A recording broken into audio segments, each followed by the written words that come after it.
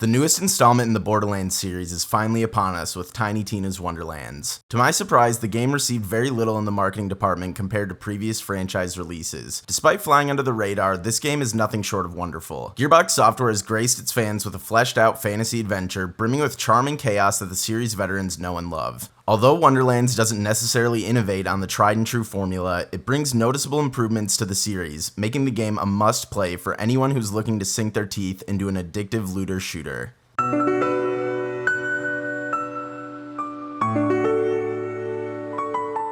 Wonderlands revolves around Tina and her friends playing a game called Bunkers and Badasses. It's basically their version of Dungeons and Dragons, so it's time to bust out the character sheets. Gearbox integrates the fact that you're playing a game with Tina into the level design and narrative in an incredibly unique way. As the de facto dungeon master, Tina is in charge of creating the story of your campaign. Her perspective on life, friendship, and loyalty is endearingly woven into the plot, allowing for you to slowly get to know and even empathize with Tina's struggles. Her ragtag misunderstood past is revealed through your conflict with Dragonlord, voiced by Will Arnett, as well as offbeat interactions with her two friends voiced by Wanda Sykes and Andy Samberg. Each of these renowned actors delivers stellar performances, providing witty humor that helps display their bond of friendship with Tina. Underneath the goofy humor and ridiculous characters is a truly heartwarming story that will connect with gamers of all ages and backgrounds. Wonderlands remixes the classic open world of Borderlands into various locations connected through a top-down board game style map. You're no longer required to hop into a vehicle and travel from quest to quest. This is a welcome change because you're able to embark on various quests and challenges at a much faster rate than in previous titles. The board game is littered with things like bottle caps and erasers, which helps deliver the vibe that Tina's making everything up as she goes along. And now I have to throw out this whole story I had ready.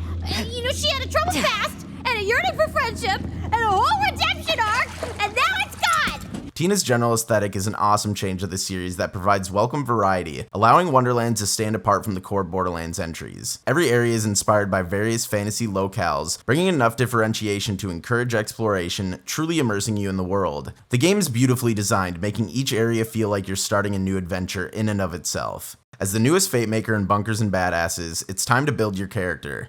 For the first time ever, you're not restricted to the look of the character class you choose. You're able to fully customize your character's appearance, hairstyle, and gender identity. Gearbox does an excellent job with inclusivity in Wonderlands and allows the player to build their character any way they want. This is a welcome addition to the franchise and helps you feel more connected to your character than ever before. As easy as it is to obsess over character creation, there's really no need to stress. You're able to alter your character's appearance at the quick change station at any point in the story. Alongside the appearance of your character, you're able to choose from one of 6 different classes. Your class will dictate your playstyle, granting you various abilities and buffs to upgrade throughout the course of the game. There are 2 separate subclasses to choose from within each class, allowing for even more depth to refine your build. I chose to play as a spell shot, and I built my class around the ability to wield 2 spells at once. Because Wonderlands heavily focuses on D&D style fantasy, I felt that building my character around magic abilities would be the best way to immerse myself in the world. I chose to funnel skill points into traits that decreased my spell cooldown timer, as well as buff various stats like critical hit damage and elemental effectiveness. Wonderlands tailors its class system to effectively allow the player an experience unique to their desired playstyle. I absolutely loved the way my character turned out, and the sheer variety of possible builds encourages me to start my adventure over and try something new. Ah, you must be the lake lady I've heard so much about. Series veterans will immediately notice the absence of grenades in their loadout. Gearbox has expanded on grenades by opting for the new and improved spell system. Regardless of class, players are able to incorporate a massive variety of spells into their gameplay. Whether it be conjuring an enormous fireball atop your enemy's head, or summoning a protective dome of ice that boosts your time to heal, you're able to choose which suits your playstyle best. My biggest complaint with the spell system was the lack of distinction between spells. In a game where you're constantly getting bigger and better gear, it's easy to get confused by the vague descriptions of each spell. Many spells are described as fire and forget, implying that you let it do its thing after casting. The first spell I received with this description was a protective ice barrier that increased my damage while inside. I loved this spell and was constantly looking for a stronger version of it. I struggled to find another spell like it, despite finding multiple with the same exact description. The new spells would range from fireballs to gravity wells, pulling in enemies that dared to cross its path. It took me hours of searching to find something remotely close to what I wanted, which caused me a lot of frustration.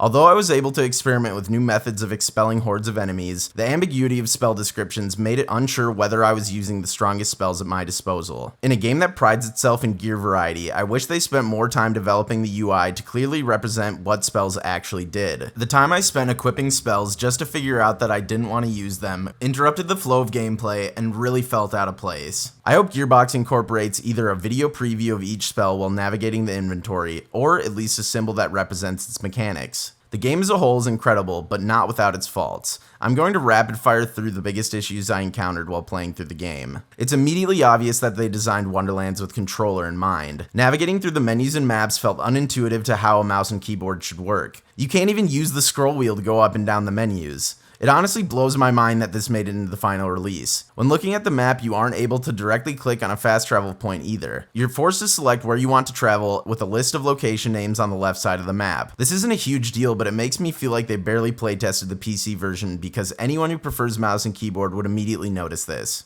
Another issue I had with the UI was when I played with friends. While playing missions with someone else, you're not able to see their location after a relatively short distance. If you wander off, it's impossible to see where other players are unless you pause the game to open the full map. You'll see their username while in close proximity, but it quickly disappears, leaving you with no arrow or marker to indicate their location. Because cooperative play is such a big focus of this game, I feel like this is a massive oversight. I also encountered a lot of game-breaking bugs while playing multiplayer. My build revolved around me being able to reload in quick succession. The gun that I used to accomplish this was a one-shot crossbow pistol. While I was in multiplayer, the game wouldn't register that I had reloaded. This resulted in a ton of frustration because my build was practically useless while playing with others. Most of my friends also encountered various reload issues while playing multiplayer, so just be aware of that. When multiplayer was functioning the right way, it was a blast to play with friends. It can get a little bit hectic because of all the abilities happening at once, but being able to bash down some highly powered enemies with all of your friends is a great time. One day when our penance is done, we'll take our chance and go.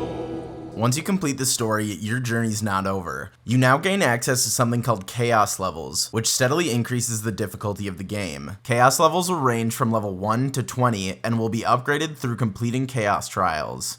The higher your Chaos level, the better your loot's gonna be.